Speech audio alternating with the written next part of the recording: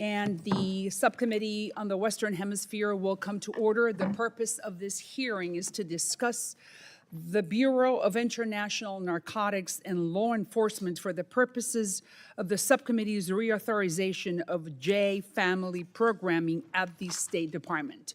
Now I'm going to recognize myself for an opening statement. And once again, thank you to the witnesses for coming and giving us your time and your expertise. Always welcome. So the Bureau of International Narcotics and Law Enforcement Affairs, INL, acronym, the motto is security through justice. But unfortunately, for the last 4 years, they have been more interested in security through ideology, trading fight against narcotics for seminars to teach pronouns, and workshops on gender diversity. I believe that the result of this alien ideology has been damaging to our national security, especially in a region which is very close to my heart, Central America. As some of you know, I was the Central American Bureau Chief for Univision Network during the Civil War in El Salvador. I lived in that country for many years until 1992 when they signed a peace treaty. Central America, don't I know it, has suffered for decades, and this was the perfect time to help them. Let's go to Guatemala. Almost 9 million migrants passed through their territory trying to come to the United States in the last 4 years. The Guatemalans needed INL's assistance to tackle that human trafficking and narcotics. But unfortunately, the Biden administration refused to work with the Attorney General of that country because apparently she was too conservative.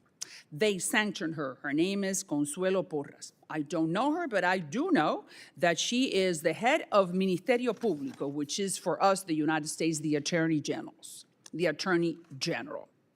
Unfortunately, the previous administration refused to work with her. I believe that if the Guatemalans put her there, the Biden's bureaucrats don't have any business in telling her that she was not fit for the job. And they attacked her over and over again.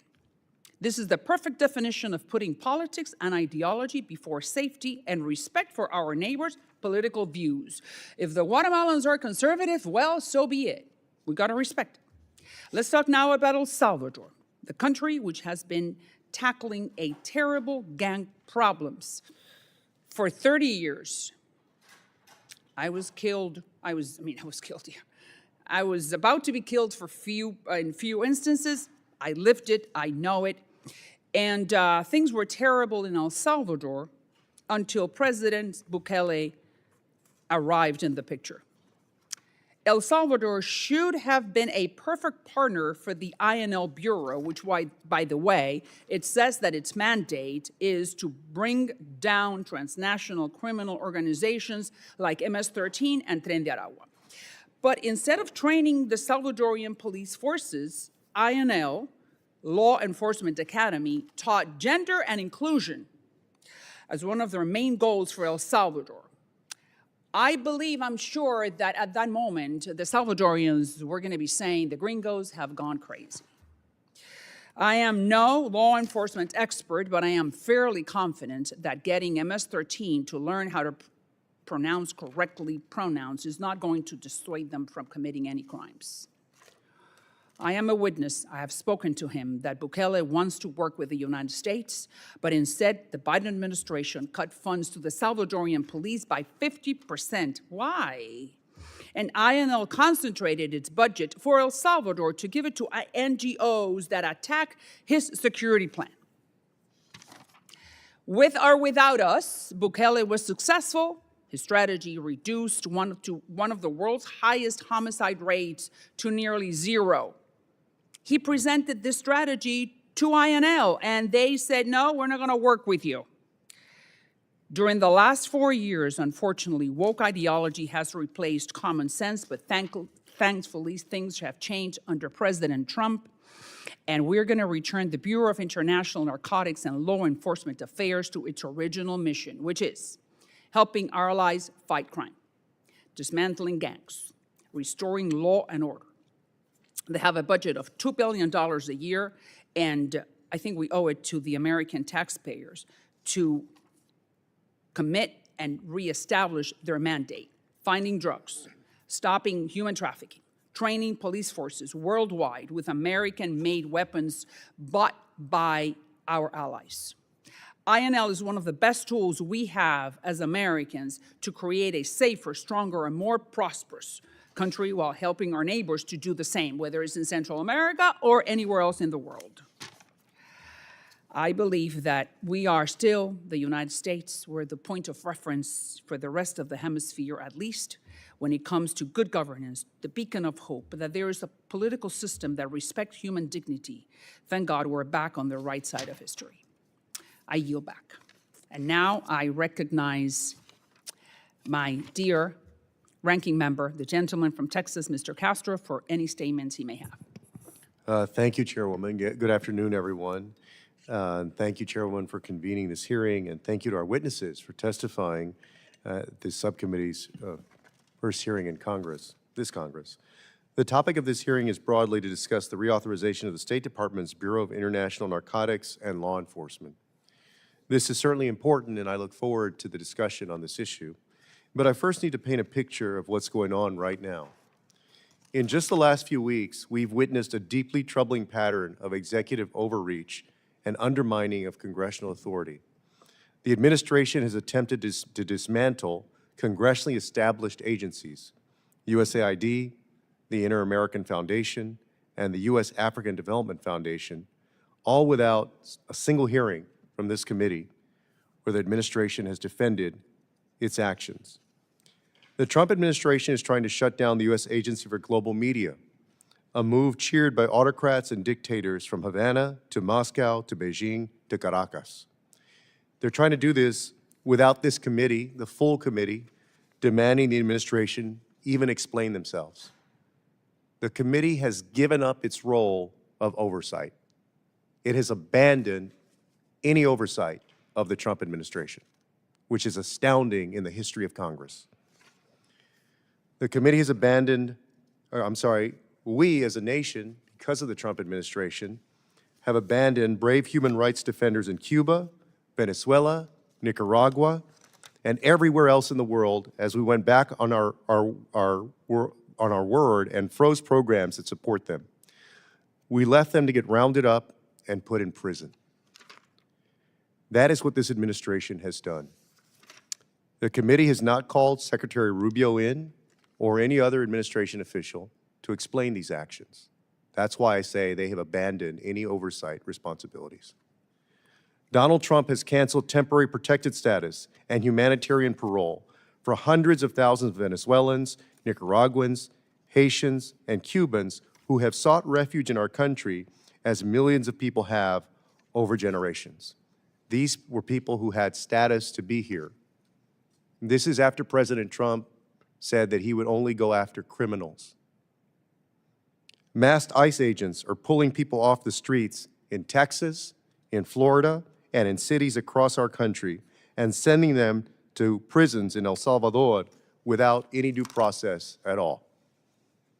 President Bukele has become a mercenary for prisoners to house prisoners from the United States and I imagine other parts of the world. Every day we learn of new horrors and innocent people brutalized by the administration. To do this, the Trump administration has used a wartime authority, the Alien Enemies Act, and claimed that we are being invaded by Venezuela. The idea that we're currently at war with Venezuela would be news to most Americans. In fact, it would be news to almost all Americans. If we're truly at war, I certainly think this committee should be holding a hearing on it. Unfortunately, what we're seeing from the Republican majority is a total surrender of their power as legislators. Why hasn't this committee demanded testimony from Secretary Rubio, Pete Marocco, and others on all of this? We need answers. We need accountability, and we need this committee to do its job. We meet at a time when the United States is facing serious, complex threats abroad, and the responses from this Congress and this administration have too often been silence, confusion, or political theater. Across the world, vital U.S. foreign assistance programs, many of them managed through the INL Bureau, have been cut, delayed, or outright canceled. We've seen freezes to police academy training in Mexico, programs designed to disrupt human trafficking, and efforts to equip law enforcement agencies across the globe with the tools to fight money laundering, fentanyl production, and organized crime. These aren't just line items in a budget. They're lifelines to communities here and abroad. The impacts of those decisions are not abstract. They absolutely make Americans less safe. When you see more fentanyl entering this country, when violent cartels operate with impunity, this is part of the reason why. These decisions will haunt us in the coming years. As we turn specifically to the reauthorization of the INL Bureau and its programs, we must approach reauthorization with clear eyes. INL has been a critical tool in our foreign policy toolkit, but I agree that it must evolve. Synthetic drugs like fentanyl are not only devastating American families, they're destabilizing entire regions. Scam centers and cyber-enabled fraud schemes are preying on our most vulnerable citizens. INL must be equipped and reoriented to tackle these challenges. At the same time, we must resist the impulse to think that security means police alone.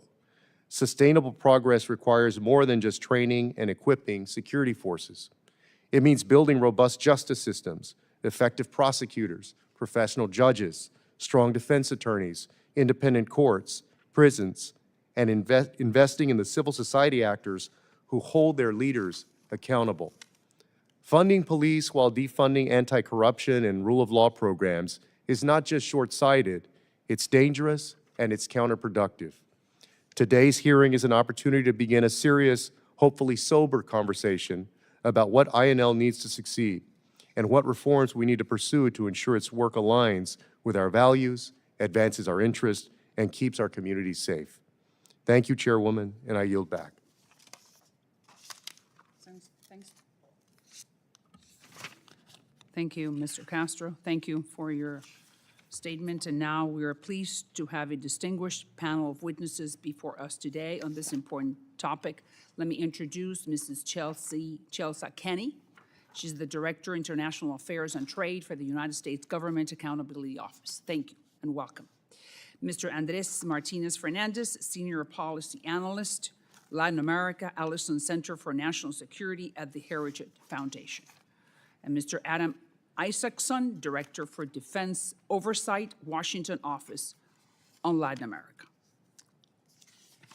And this committee recognizes the importance of the issues before us and is grateful to have you here to speak to us today. Your full statement will be made part of the record, and I will ask each of you to keep your spoken remarks to 5 minutes in order to allow time for members' questions. Now I recognize Ms. Kenny for her opening statement. Chairwoman Salazar, Ranking Member Castro, and members of the subcommittee, thank you for the opportunity to discuss our findings and recommendations related to the Bureau of International Narcotics and Law Enforcement Affairs. INL contributes to some of the U.S. government's top security priorities. These include combating the flow of illicit narcotics into the U.S., promoting rule of law around the world, and combating transnational crime. We have reviewed many of INL's programs in recent years and identified successes as well as opportunities for improvement in at least 15 reports, many at the request of this committee. Since 2020, we have made 16 recommendations to improve the effectiveness of INL programs. I will highlight 3 key areas of improvement related to performance management, program monitoring, and program evaluation. First, we have made 5 recommendations to improve how INL is managing the performance of its projects. Of these, INL has implemented 1 recommendation on combating firearms trafficking in Mexico, but 4 related to firearms trafficking in the Caribbean and on assistance to Mexico more broadly remain unaddressed. Performance management is meant to ensure that the U.S. government is spending taxpayer dollars effectively and achieving U.S. goals. For example, since 2008, the U.S. has provided over $3 billion in assistance to Mexico to address crime and violence and enhance the country's rule of law. However, in 2023, we reported that INL could not demonstrate that it was achieving its goals because of gaps in its approach to performance management. Specifically, we found that INL had established goals and objectives but had not identified which of its projects were key to achieving them. So, for example, under the goal of preventing trans-border crime, INL had established a joint objective with Mexico to disrupt and dismantle narcotics production. However, while INL implemented and collected data on individual projects, it had not linked which of these projects were helping to meet this goal. We recommended that INL strengthen its performance management approach to determine whether it was achieving its goals in Mexico. Considering the importance of the U.S.-Mexico relationship and the level of U.S. investment, we have identified this to be a priority recommendation for the agency. Second, we have made 6 recommendations to improve INL's program monitoring. Of these, INL has implemented 3, but 3 related to its wildlife trafficking programs remain unaddressed. Consistent program monitoring helps assess progress and identify problems that might prevent the Bureau from reaching its goals.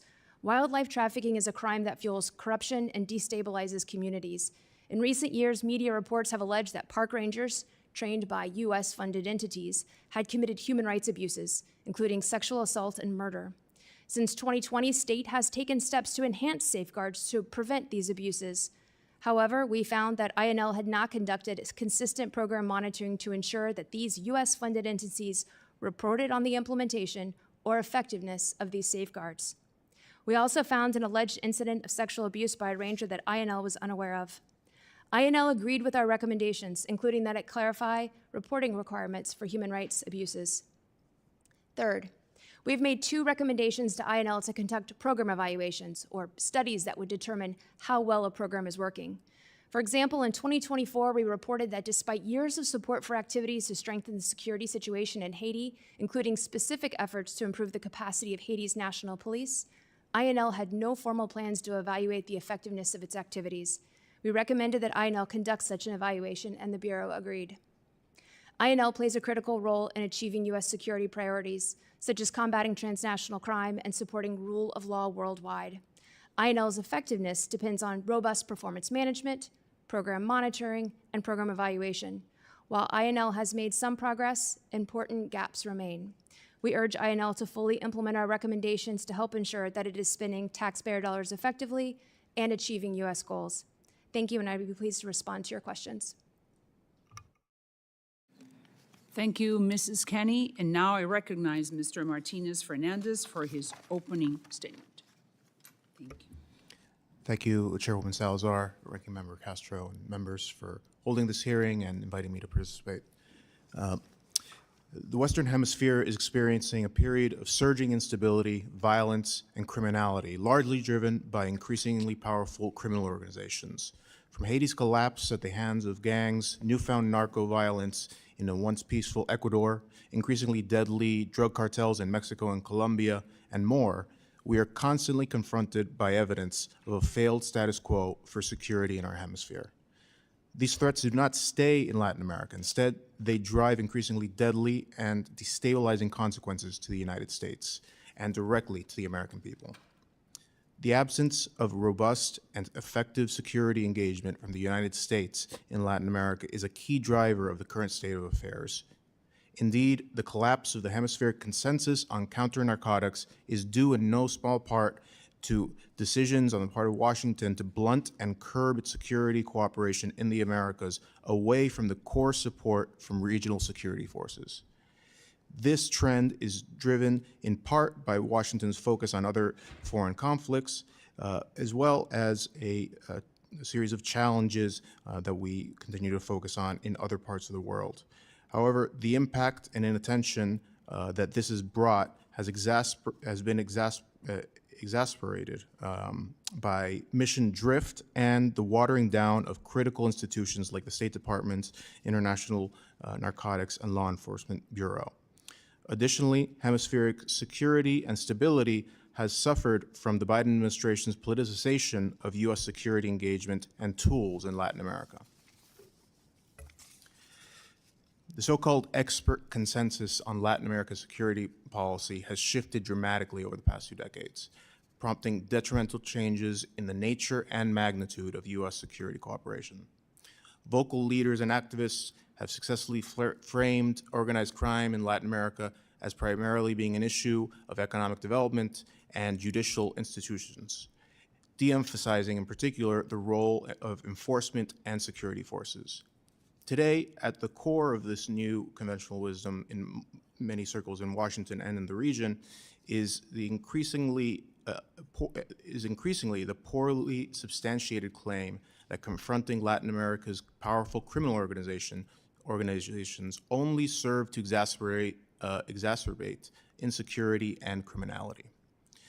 One of the key events that provided support for this view was the spike in violence in Mexico during the late 2000s following President Felipe Calderón's efforts to crack down on the cartels.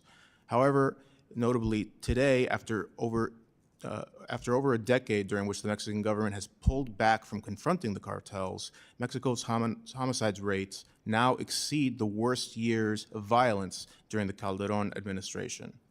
Add to that the over 100,000 overdose deaths in the United States due to fentanyl and other deadly drugs.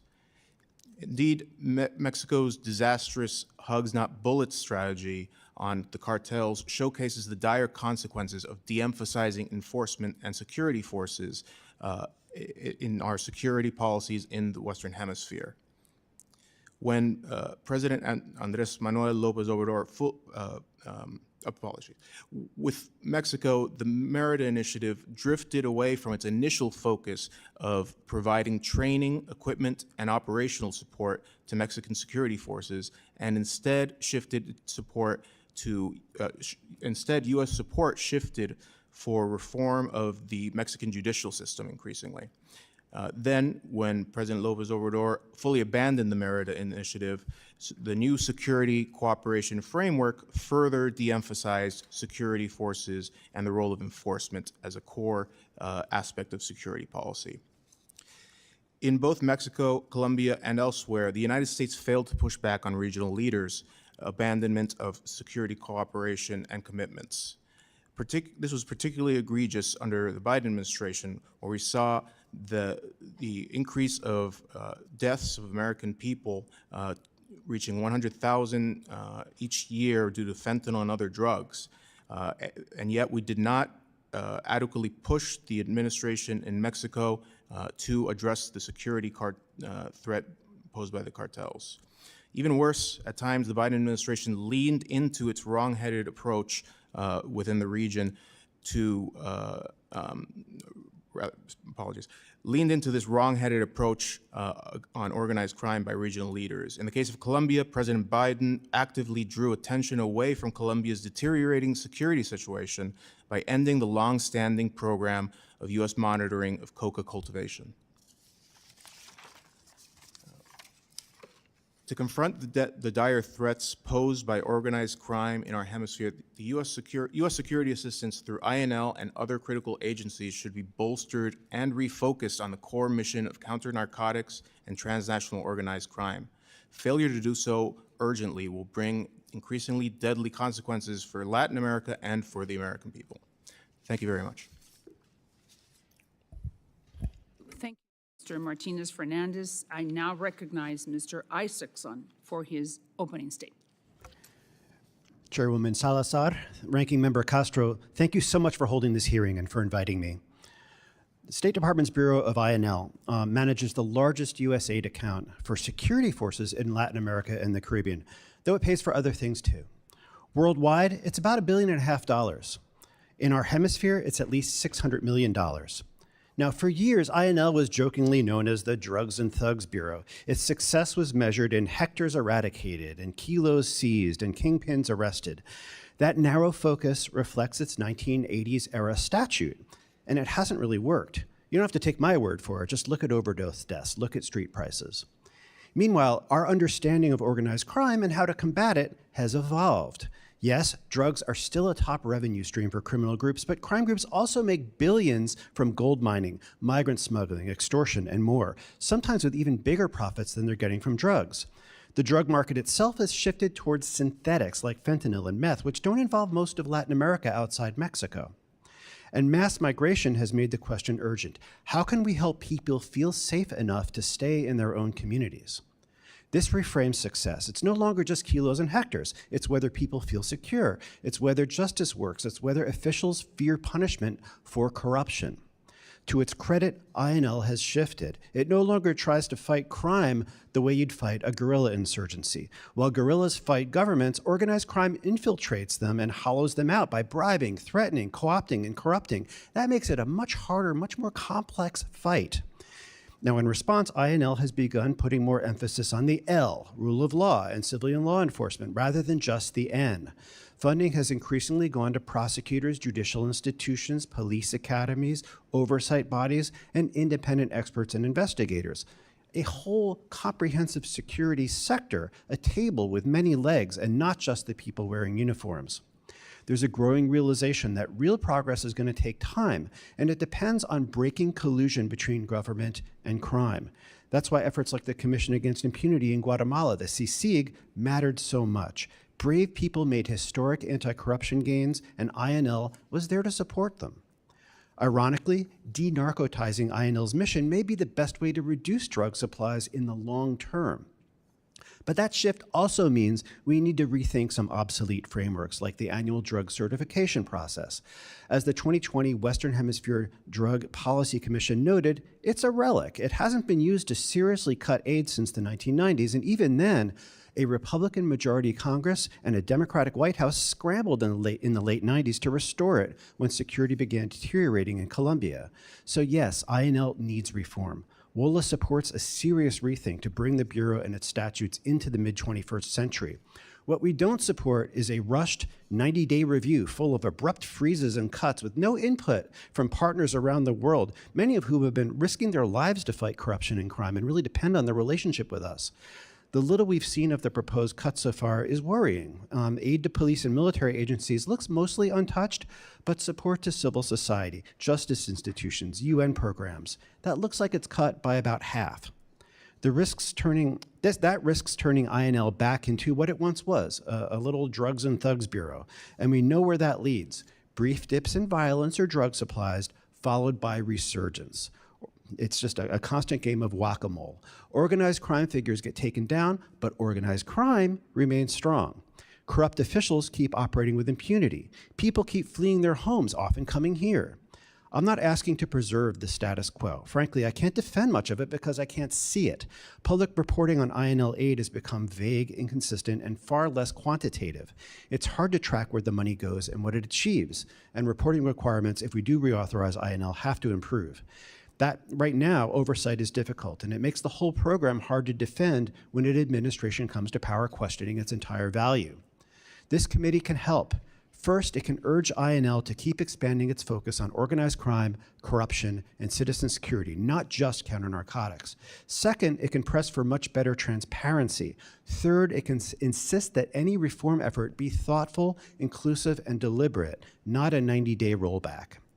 There's lots of space for bipartisan agreement here, I think. I look forward to exploring that here and any other time that you'd like in the future. Thank you again for organizing this discussion. And thank you, Mr. Isaacson. And now for your testimony, I now recognize myself for 5 minutes of questioning. And I am delighted to hear, Mr. Isaacson, that you believe certain quotes here that INL needs to be modernized, needs to be reformed, and that maybe they are just following some of the precepts of the 1980s. But specifically, I agree that they are not, that they need to be reorganized and there needs to be some revamped. But let's go to the last 4 years. Do you really believe that talking to the Guatemalans and to the Salvadorians about gender ideology or the pronouns or how that there are many genders, do you really think that talking to them was going to make the United States and themselves safer?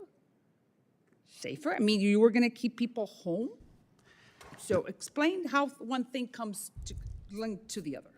I would like to know what percentage of the program actually was about gender and identity and things like that. If it's, we don't have that data. The main focus, the Guatemalans were complaining. In terms of dollar amounts? And of course, and in terms of political willingness and desire to infiltrate these forces with our ideology, the American Biden administration ideology. Don't you think that we did a disservice to them and to us?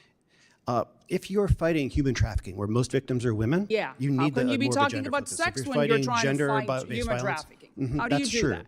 I just need to know, how much of the programming really did go in that direction instead of like Joint Task Force Alpha in Guatemala, which was fighting human smugglers. The Guatemalans, perfect example. They hated a lady by the name of Consuelo Porras. Do I know her? No, I don't. But I know that she's the AG of the country, so why don't we work with her? Oh, because she's too conservative. Who are we to say that to the Guatemalans? Why? I don't know if Consuelo Porras Oh, is no, hated. it's quote. Everything I'm saying is quoted. Consuelo Porras is detested. Oh, I think she is detested. It was Yeah. okay. Well, but who are we, the Americans, to come and say, oh, Consuelo is not the person that you need to work with? She's the AG.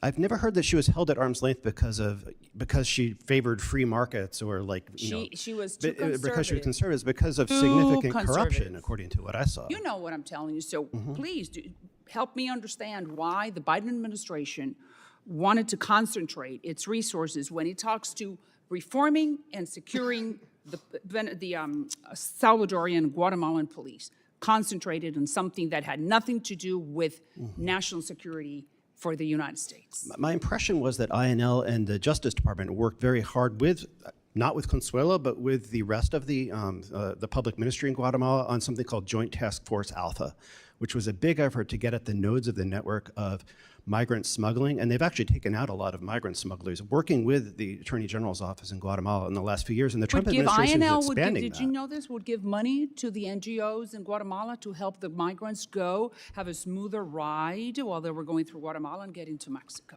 I think that would have been illegal in Guatemala, where they actually arrest and deport more than 20,000, 30,000 migrants a year back into Honduras. 9 million went through it. All right, Yeah, a so lot do let's get go. through. Let's go to El Salvador. Bukele, what do you think?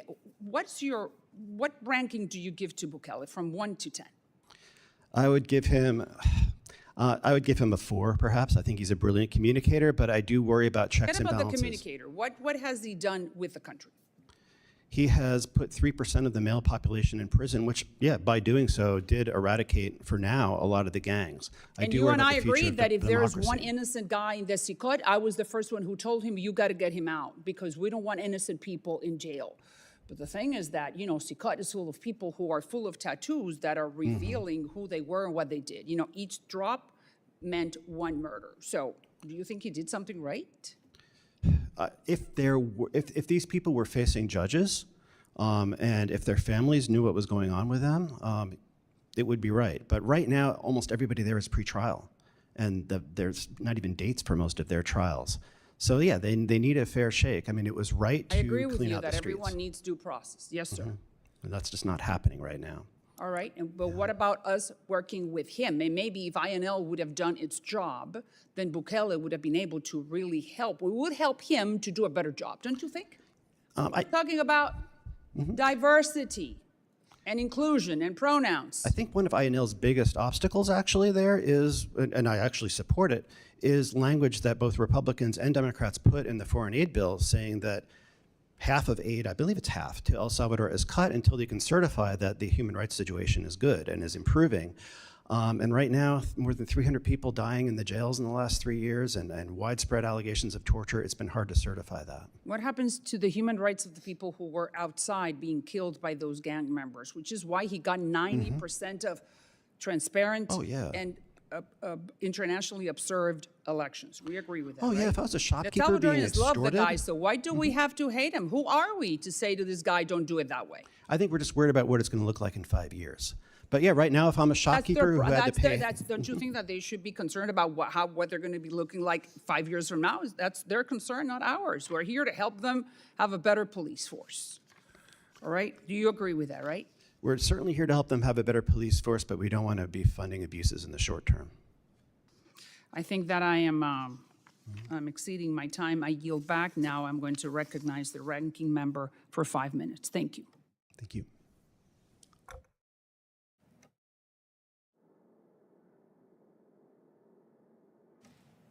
All right. Thank you, Chairwoman. Yeah, I want to take up this issue really quickly because, we disagree, Maria, on this. I don't think there's ever been a bias of the United States against conservative leaders and in favor of leftist leaders. In fact, when you look at the history of the U.S. involvement in Latin America has often, the United States, unfortunately, in decades past, worked to undermine the leadership of leaders on the left and treated leaders on the right as friends. and in fact supported what were some of the most brutal dictatorships, like the Pinochet ruling in Chile. And so, when we think about how we provide U.S. assistance, how we provide taxpayer money, the way we should be thinking about it is who is operating consistent with U.S. values and what we stand for. So democracy, freedom, respect for human rights. Really, regardless of where you are on the political spectrum, whether you're on the left or the right as a leader, we ought to support leaders who are pursuing those things. And so Consuelo Porras, as I understand, had been sanctioned for severe corruption. That's why we're not working with her, not because she's got a certain ideology. And Bukele also, I think it's true. I mean, he has gotten a lot of crime off the streets and has scared a lot of people, especially young men. But so has Xi Jinping in China. And so, if the question is, well, why don't we just let people do what they're going to do? Okay, I get that. But the question for us is, are we going to back them up with money to commit human rights abuses and other things that we would never allow for in the United States ourselves? Now, bear in mind, in the last few weeks, we've seen some disturbing instances of people literally been picked off the street for having exercised their First Amendment rights by government agents who don't identify themselves, who aren't dressed in uniform, and who barely present credentials, if at all. Those are the kinds of activities that you're used to seeing in countries that violate people's rights. So just, with that disagreement, let me get into a question really quick. Ms. Kenney, as you know, the administration is conducting multiple reviews of foreign assistance programs, and I believe those programs have been incredibly disruptive and that the review has not been done in good faith. In 2019, the first Trump administration did something similar on a smaller scale. They unilaterally froze $400 million in foreign assistance funding in Central America for over 14 months. At the time, I, along with other colleagues, requested the GAO assess the impacts of that freeze. The GAO determined that many programs, including State Department INL bureau programs, had been adversely affected. And based on your experience with the 2019 freeze, do you expect adverse effects from the ongoing freeze on many INL programs? Thank you for that question. Yes, when we reviewed the freeze in 2019, we found that there were a number of adverse effects. To the State Department, we found that about 65 or 39% of INL programs actually suffered adverse effects, where they had to reduce the geographical region in which they were implementing programs. They had to reduce the number of beneficiaries who could participate in trainings. They had to reduce the quality of programs. And programs that relied on implementing partners suffered even more consequences because they had to lay people off and they were unable to pick up those programs when the funding resumed. However, that funding was really just a freeze of one-year funding, and in a lot of ways, those programs were able to continue because of funding that was still available in the pipeline from prior year's funding. We haven't had an opportunity to review the funding freeze that is occurring right now, but my understanding is that those programs aren't able to access prior year funding either, and so my understanding is that they're not continuing at all. We haven't had. I'm sorry. Sure, no, and thank you for that. And let me ask a follow-up really quick. Will the GAO be willing to conduct a review of the ongoing freeze and cancellation of hundreds of millions of dollars in foreign assistance programs? Yes, we'd be happy to do that work. Thank you so much. With that, I yield back, Chairwoman. Thank you, Ranking Member Castro, and now give the opportunity to Representative Lawler from the state of New York. Thank you, Chairwoman. It's common practice for transnational criminal organizations in South and Central America to source precursor chemicals from China and synthesize illicit substances like fentanyl. These criminal organizations then traffic them into the United States, where they have infiltrated far too many communities and led to unimaginable tragedies for a lot of families across our nation. 70,000 Americans are dying on an annual basis from fentanyl overdose. Mr. Martinez-Fernandez, how do you assess INL's role in stopping the influx of deadly fentanyl into the United States? Well, clearly, INL and the U.S. government is not adequately acting either on resources or focus to stop the flow of fentanyl.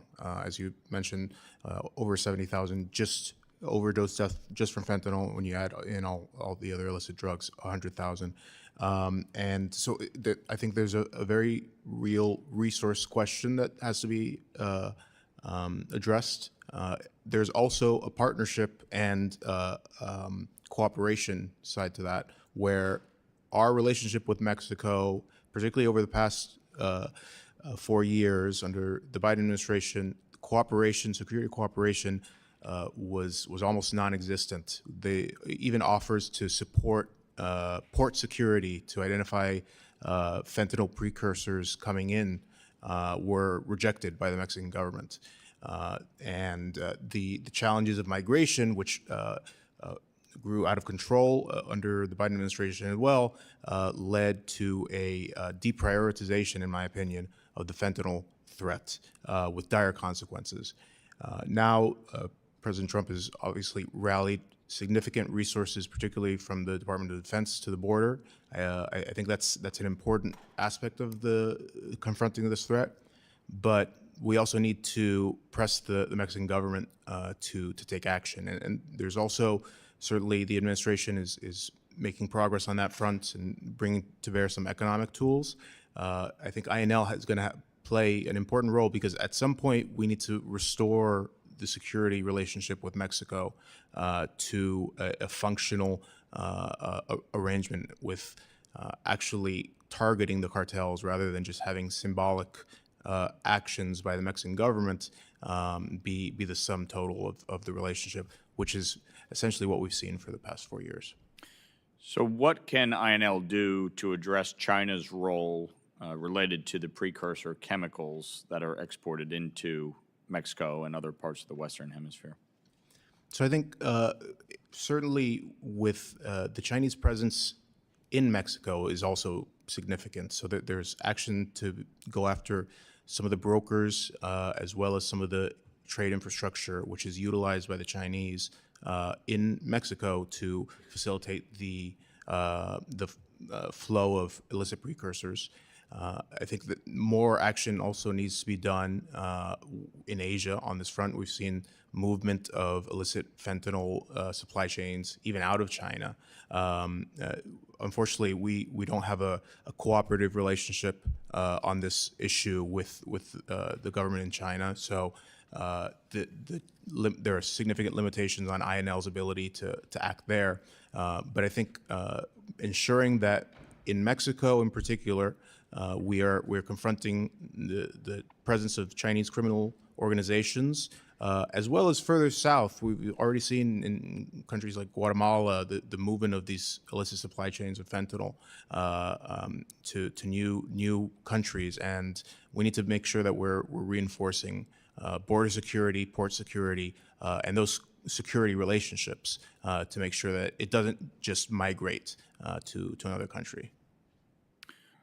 What, in what way is the INL working with other entities within the U.S. government, like the DEA, on this particular issue, and how can they improve upon that to really crack down on this? Obviously, we have a demand issue in this country that is part of the problem of the deadly flow of fentanyl.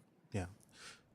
So I think there is some important cooperation with other agencies, particularly the Department of Homeland Security, on the issue of border security within the region and ensuring that regional partners can have those capacities to ensure that those flows don't move through their country without their ability to intercept them. And on the U.S. side and the demand side that you referred to, I think as I understand it, there's some conversations happening here in Congress about potential changes as far as consequences, judicial consequences in the United States, where that are going to align, I think, the reality of the threats and the deadliness of this this drug with the consequences that people face.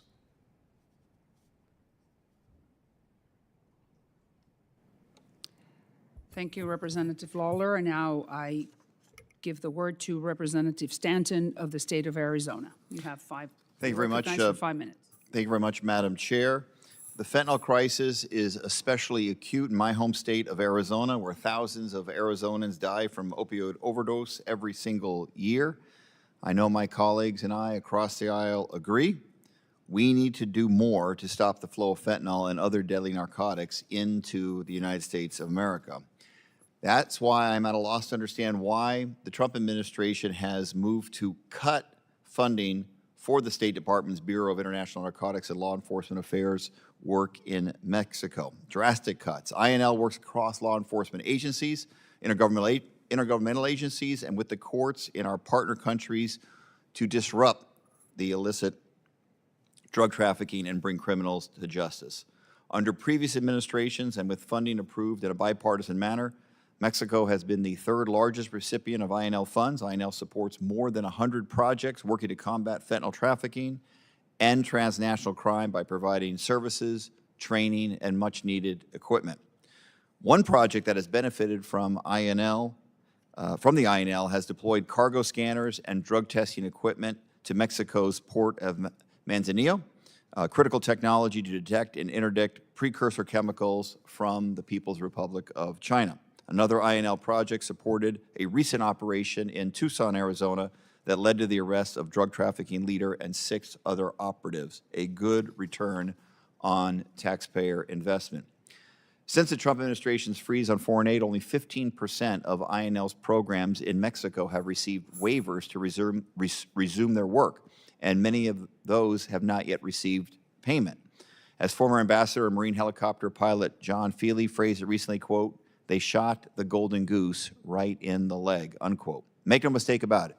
The Trump administration is hamstringing our response to fentanyl in the region, and while using this crisis as a justification to raise taxes on working families through the misguided across-the-board tariffs on Mexico. Mr. Isaacson, how does this massive cut to INL program hamper our ability to stem the flow of fentanyl into the United States? It definitely deals a blow to our efforts against fentanyl. This is the hardest drug challenge we've ever faced.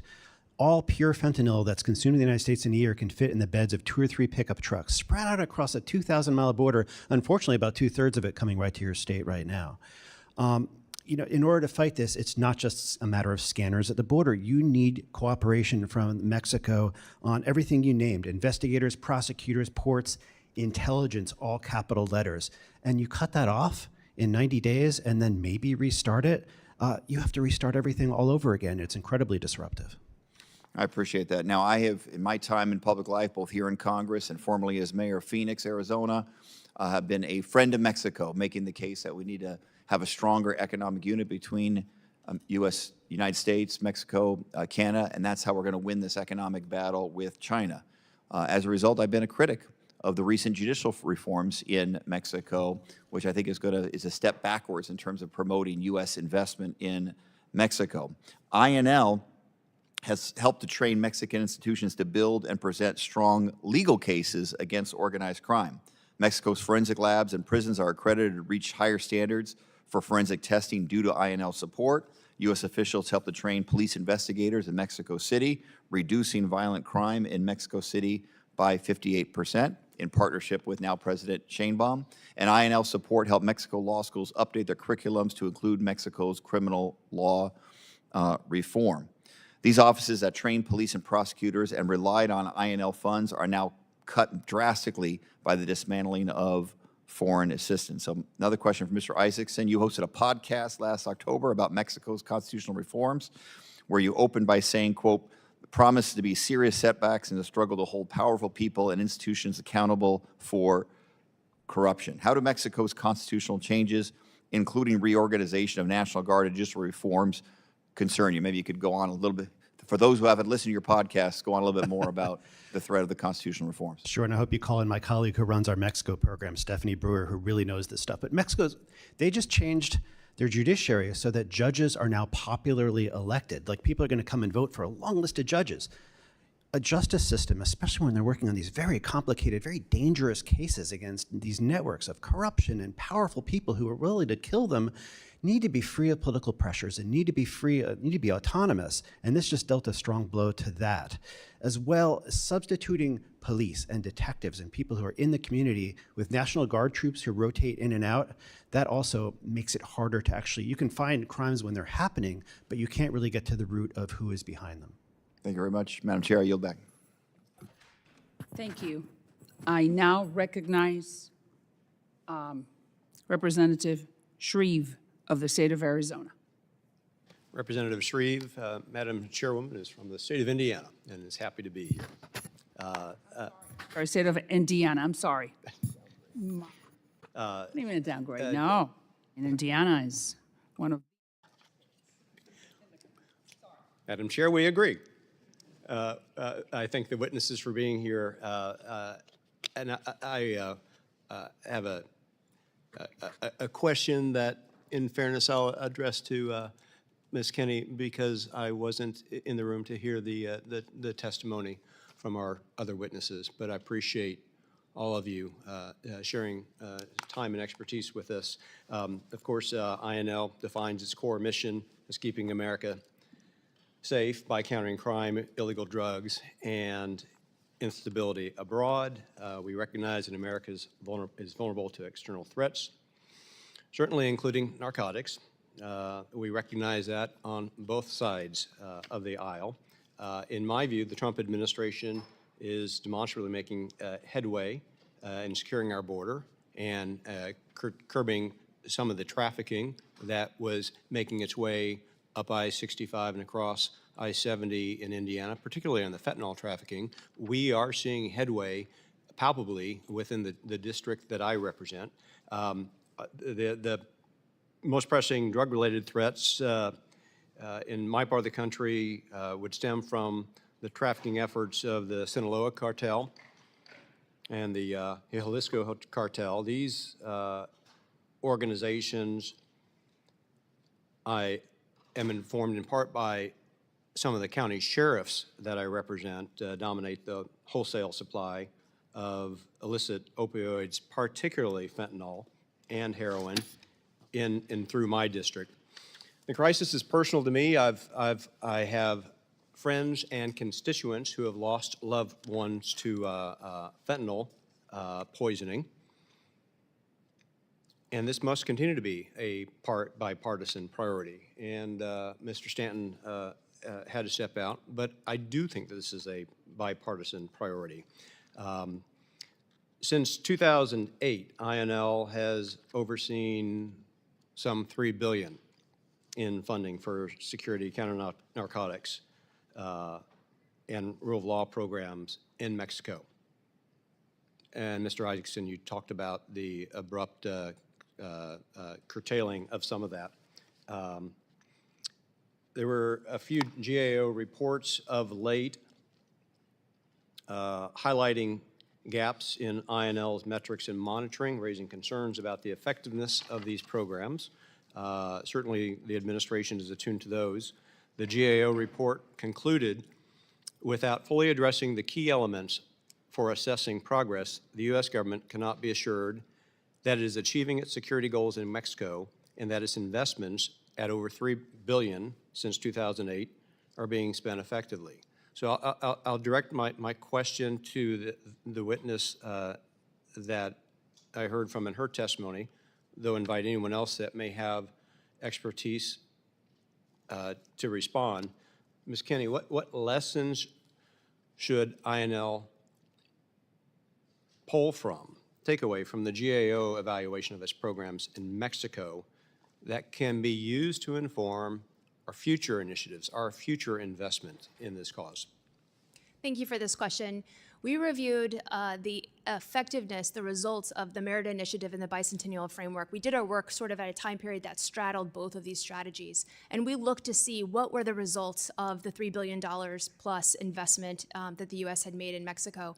And what we found is that there were key elements of INL's performance management approach, if you will, that limited our ability to really evaluate its effectiveness. So in these strategies, both Merida and the framework, the Bicentennial Framework, we found that they had established those top-level goals and objectives, and that they had a number of individual projects and activities that address things like counter-narcotics flows, fentanyl flows, and they're tracking data on the implementation of all of these activities.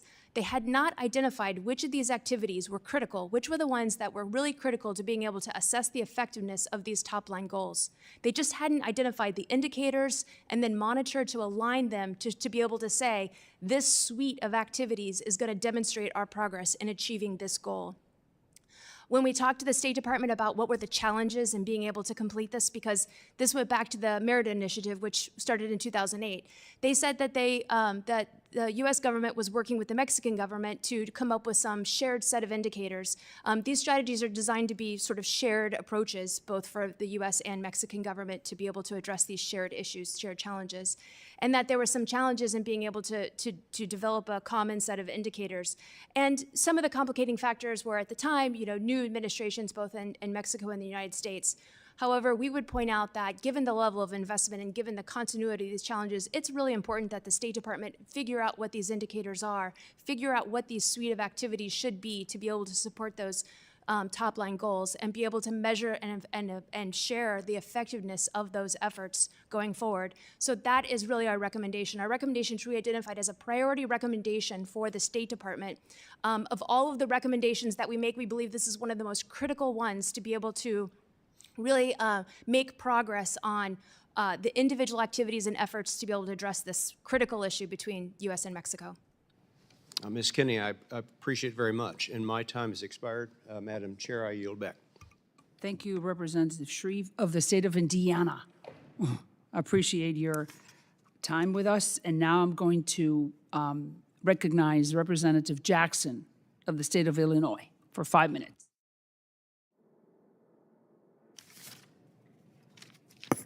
Thank you, Representative Salazar. Thank you, Ranking Member. Colombia is the regional leader in coordinating the multinational operation Campaign Orion, a naval campaign focused on dismantling the transnational network of drug trafficking and related crimes.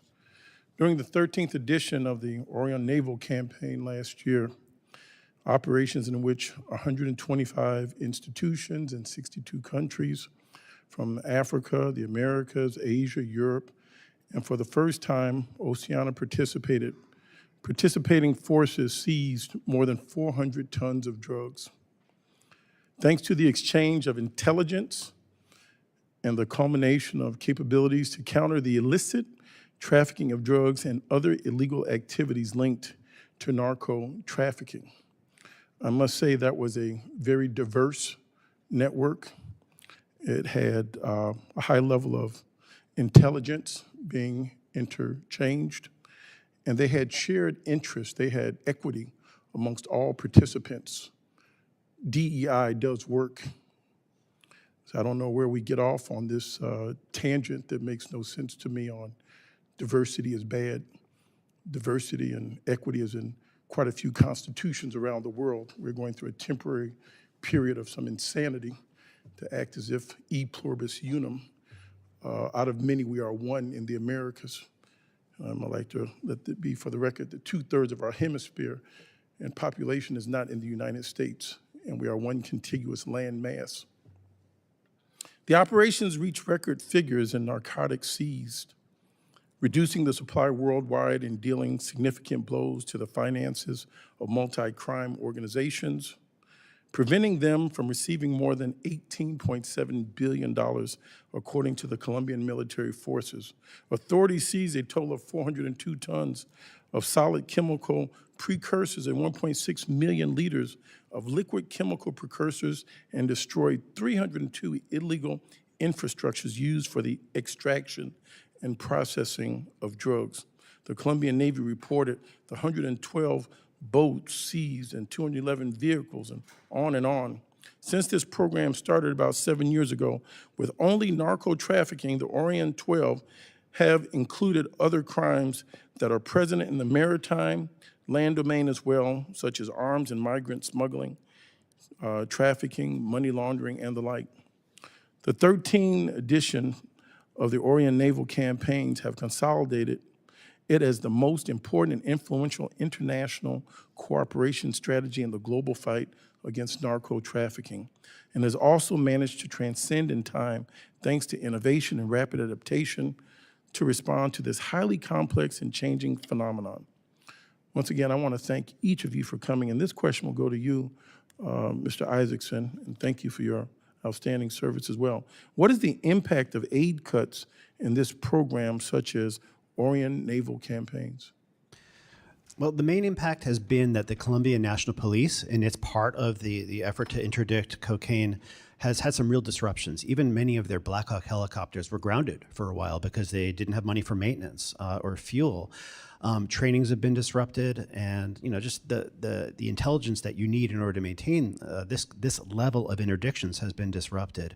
I don't know for how long, because I just don't have the information for how long it's been cut off and whether decisions have been made to give waivers. And if so, is that going to mean a few blank months this year where the level of interdiction dips, which has been at record levels, or whether they're going to be able to recover that? But we'll find out soon. So do you think that the money that might have been saved theoretically will come back to be a penny saved and a dollar foolish? I think so, because it's not good government practice to stop all of your programs for 90 days and then just selectively restart them. Your partners just don't work like that, and it may cost them months and months, if not a couple of years, to really recover from that, even if they do get to keep the level of funding they had before. Well, thanks so much. So you're saying the whiplash, the backlash, the frenetic, the hectic pace, this capitulation, this erratic behavior is bad for our long-term goal of reducing the drug trafficking in our region? It was definitely good for the organized crime groups who wanted to evade the police and the Navy and others in Colombia. I yield back. I thank you so much. Thank you, Representative Jackson. And now I'm going to recognize Representative Titus of the state of Nevada for 5 minutes. Thank you, Madam Chairman, Mr. Ranking Member. Mr. Isaacson, would you go over this for me just again, very simply? What was the justification given by President Trump for levying tariffs against Mexico? The main justification was that Mexico wasn't cooperating enough in stopping fentanyl coming to the United States. Right. And now that the president is threatening a trade war with Mexico, has that compelled greater cooperation from their authorities on this issue? I guess if Mexico thinks they can stop the tariffs, then they will come up with some seizures and they'll bomb some labs and things like that. But it won't help with things like complex investigations and intelligence now. So it really hasn't moved that No, and if ball. the tariffs happen, then what incentive does Mexico have once their economy is cratering to keep cooperating? And that's part of the problem. Will they happen? Will they not? Right. On what products? How much? What percent? That sort of thing. Right. Well, will cuts to the INL programs in Mexico help or hurt our ability to stem the flow of fentanyl into the country? Yeah, I mean, I was saying this before. You can't just have better scanners at the border and hope or bomb a few labs. It costs $60,000 to start a new fentanyl lab. You need a lot of the things that INL does, which is building intelligence, building port security programs, canine, courts, all this other stuff so that you can stop the whole network that's doing this rather than just try to stop it at a scanner on the border. And if you disrupt INL programs, you're disrupting that very, very, very important ingredient in the fight. So it's working counter to what you claim is the purpose of the tariffs and other dealings with Mexico. Threatening your partners, really taking away their incentive to cooperate while freezing and restarting and halting and putting waivers and confusing the programs that you are running is obviously not going to be helpful. It's going to be helpful maybe to the people producing fentanyl. So in the meantime, in addition to the tariffs, can you talk about the effect of the Trump administration's prioritizing arbitrary mass deportations over things like root causes of terrorism, transnational crime, drug trafficking, human trafficking, weapons trafficking, et cetera. Yeah, I mean, the Trump administration is trying to do mass deportation with the existing people they have, right? Like 5,500 ICE enforcement removal officers, which means where are they going to get the manpower? They're taking it from DEA, they're taking it from DOJ, everything, Bureau of Prisons. ICE, HSI, Homeland Security Investigations, these are the agencies that are supposed to be working on these drug cases, as well as cases, everything from child pornography to human trafficking. They're all being devoted to rounding up migrants now, often even migrants without criminal records. And it's a really, really disastrous diversion of our law enforcement resources. So could you sum that up by saying that it's made us less safe, not more safe? Yeah, I mean, if you, I would put it this way, if you are a fentanyl trafficker or a child pornographer or something like that, you are feeling less pressure from federal law enforcement since January 20th because of this diversion of resources. Because they're focused somewhere else and you can get away perhaps Yeah, they're with focusing this. on migrants. And if you're not in the migrant smuggling business, you have less to worry about. So if we're going to impose tariffs on Mexico, that's going to be a tax on families in my district. Sure. People in Nevada are going to pay more out of pocket. If you don't have money in your pocket, you can't go on holiday. People won't be coming to Las Vegas for a holiday. Certainly if you're from Canada or Mexico, you're not going to be as likely to come as a tourist, and that's our main source of tourism. And at the same time, what we're doing is undercutting our response to the flow of fentanyl. Does that pretty much summarize the problem? Yeah, I Or mean, the situation? the arguments against tariffs are pretty strong economically here at home, but also, yeah, I mean, if you are a Mexican government official, even one who really believes in this fight, what's your incentive to cooperate if you're being punished without even any clear benchmarks or guidelines about how to stop the punishment? And the same goes for fentanyl, as well as working against migrant smuggling through Mexico too. You're just, what's going to push you to work harder to do the Americans a favor and work harder together on this if you already have a 25% tariff on all of your goods? All right. Well, thank you. I yield back. Thank you, Representative Titus. And now we are going to start a second round of questioning, not too long, and I'm going to recognize myself for 5 minutes. We all agree that we want to revamp and make INL a better agency. We all agree with that. And I wanted to tell my respected ranking member that what the Trump administration is doing is trying to cut waste and on important programs like INL. And because INL funded hip hop classes in Guatemala. I go back to things that they should not be doing. We all agree that we have to cooperate with Mexico and that we have to help the Guatemalan police force and El Salvador. And by the way, one of the things I also wanted to, and I want to talk to three of you, is I'm not going to just hone in on Mr. Isaacson. We decertified El Salvador, INL decertified El Salvador as a partner, which led to the cuts in funds. These are the things that I don't understand. Why? Because you think that Bukele may not be ideologically aligned with the State Department. Why are you going to do that? And the same thing with Guatemala. I'm just stating what I think it's common sense. Right now, in Latin America, projects that prove to be effective are back online. For instance, targeting systems in Mexico and Peru that provide intelligence on foreign passengers and cargo.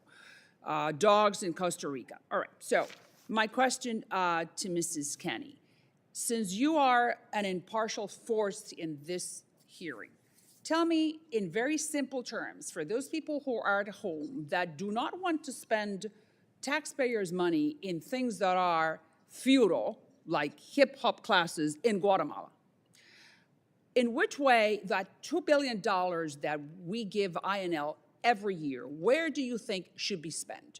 Give it to me in 30 seconds, like a good television soundbite. So people back at home will say, okay, INL should be back on track. Tell me. So based on our review of the INL programs, Yes. what we have found is that there are some consistent patterns in terms of implementation. GAO would not identify the policy choices that INL should make, but we are happy to talk to you about the effectiveness of the implementation. And what we have found consistently is that there are opportunities to improve performance management, ensuring that the activities that you are funding are meeting your strategic goals. We saw it in Mexico, we saw it in firearms trafficking, we saw it in efforts in the Caribbean, making sure that the specific activities that you're funding are linking up and actually helping you achieve your goal. We And saw why you do you think that happens? So what you're telling me basically is that I am going to do this, but I'm not sure if it's being effective or not, but I'm going to put the money behind it anyway. Is that what you're telling me? So why do you think that happened, and how can that be changed? Why did it happen? Well, I think our recommendation is that the State Department figure out how to create that alignment, that these activities should be funded to the overall strategic goals. I think in Mexico, what we found, what we heard is that there was some effort to coordinate with the Mexican government, which is a good idea. However, we had been funding the Merit Initiative since 2008, and the administrations were going to change, so that was something that needed to be done. I think when we looked at firearms trafficking and we found similar programs or similar issues, we found that everyone would tell us that firearms trafficking in the Caribbean, in the Central America, in Mexico, that these were important U.S. goals. But when we asked about where the metrics were, how they were measuring effectiveness, it didn't show up. They didn't have firearms trafficking as one of their performance measures, so they weren't able to track it and demonstrate progress. It didn't show up in their strategies. So it's just important that whatever it is you decide your strategy, whatever your goal is, you need to be sure that your activities are aligned with it and that you're able to track and align those up to be sure that you're achieving the goals that you want to achieve. So I'm That's how sure you the State ensure. Department is listening to you. Now, let me ask you, let's go to Mexico, and maybe we can talk to Mr. Fernandez or Mr. Isaacson. Mexico is a very important ally. It's our next door neighbor. We got to work with them because no one is going to move, right? So we're going to stay where we are, and so are they. I remember that under AMLO, Mexico, President Trump had a very good relationship with President AMLO, who had a completely different ideology than President Trump, and that AMLO sent 37,000 troops to the southern borders with Guatemala. That worked very well. All of a sudden, they cooperated. So why did that stop? And what incentives we're giving now Shane Baum, who comes from that same Morena party? I hear that relationships are good between both governments. So what can they really do? And in which way we could help them do it? And do they have the political willingness to receive money from the United States? And we know that, it's like we are neighbors, but we are not necessarily love each other, but we got to live with each other. Correct? Am I right in my assessment? We start with you, Mr. Fernandez. What can we do? Yeah, I think it's important to your question about whether they will receive that assistance. I think that goes to the core of the issue. Will they receive the assistance? They have rejected a significant amount of What have assistance they in the past. rejected? I think because there are issues with corruption, there's issues with nationalism as well, and I mean we tried, I think, very clearly under the Biden administration to not pressure and do a Be positive respectful. engagement, as was alluded to by my colleague here, but obviously it didn't result in anything substantive as far as countering the fentanyl threat. It only expanded more greatly. And our Explain cooperation. to me simply, what happened during those 4 years once, why so much fentanyl was able to come through? What did the Mexican government should have done that didn't do? And what can they do now under Shane Baum? I think Simple. What happened over the past 4 years is we stopped pressuring them, and Stop pressuring them. yeah, and that's What something that we're- pressures we should have economic implemented. pressure, I think, is certainly the most potent that we have in the bilateral relationship with trade and the USMCA. Stop right there. You see, Mr. Isaacson, so then I agree that tariffs are bad for our constituents. I get it. But then what other tool do we have as a country to send the message to our neighbors that we need help because we don't want any more American kids dying? Prosecutorial cooperation, intelligence cooperation. From 2023 to 2024, there was a 22% decrease in fentanyl seizures at the border. So far this year, it's down another 23%. Less seems to be being produced in Mexico, I think because of better cooperation. This may be premature, but no one's declaring victory, but there has actually been progress in the last 2 years. But that's very little progress. We had 100,000 kids dying every year. And deaths, thank goodness, are down about 30%. The concussion and the chemicals are put together in Mexico. Yeah, I agree. Right? And we just passed legislation that the Congress voted for where we are giving money so we can destroy those precursors before they get composed into the little pill and our kids die. So I'm saying, what I'm trying to look is political. Do we have political willingness? Shane Baum, does she have political willingness to really work with us? We want to work with her. I think Scheinbaum does. I'd be worried about people at the state level in Mexico. I'd be worried about corrupt military and police people further So they have down. her own, she has her own swamp. Yeah, she does have a swamp that she has to clean up, as does their judicial system. And Thank you. INL can help. All right, thank you, yield back. Now I recognize Ranking Member Castro from the wonderful state of Texas for 5 minutes.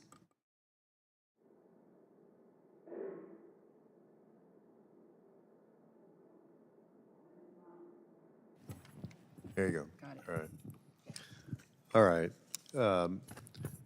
With respect to effective and serious and thoughtful cutting of waste, fraud, and abuse in government, I don't think it's going to be carried out by this DOJ committee that is being led by folks who have absolutely no expertise in this area, by 22-year-olds and 20-year-olds with the nickname of Big Balls. They're not going to accomplish what we're trying to accomplish here. They have no background in any of this, hardly any life experience, quite honestly. And more than that, they're keeping all of their work secretive. In fact, Elon Musk, as I recall, threatened the press that he would file suit or said that it was illegal if they just identified who these people were that are making these massive decisions about how our government operates. And that's not fair to the American people. It's not fair to American taxpayers to have a secret group in charge of what's going on in government that won't show its face at the United States Capitol.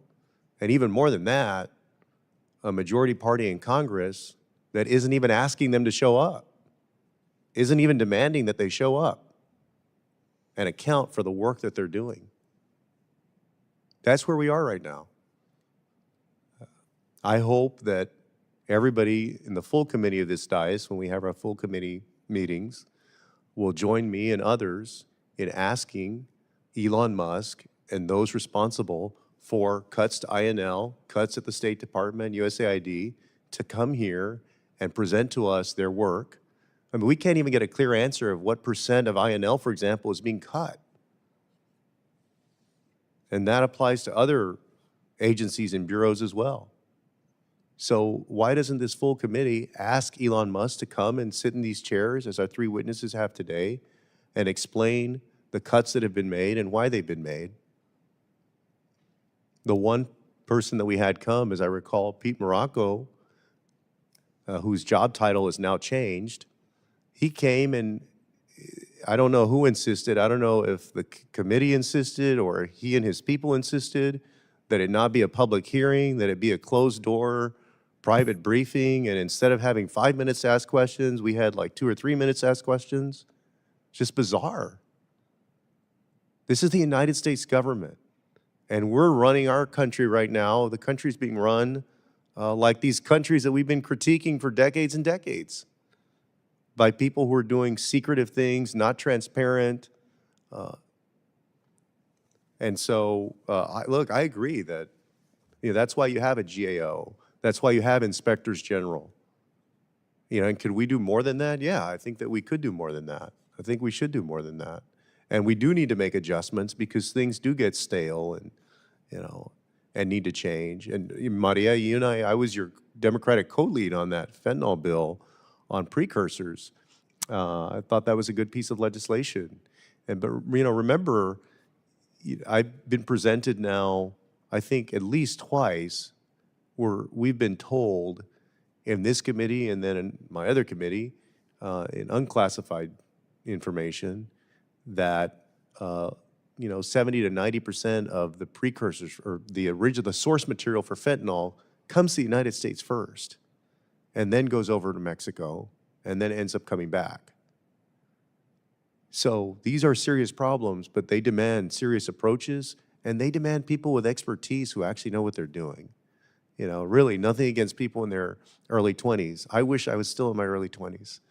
But you know, the people that have been put in charge of overseeing this have absolutely no background or no expertise to do it. With that, I yield back, Chairwoman.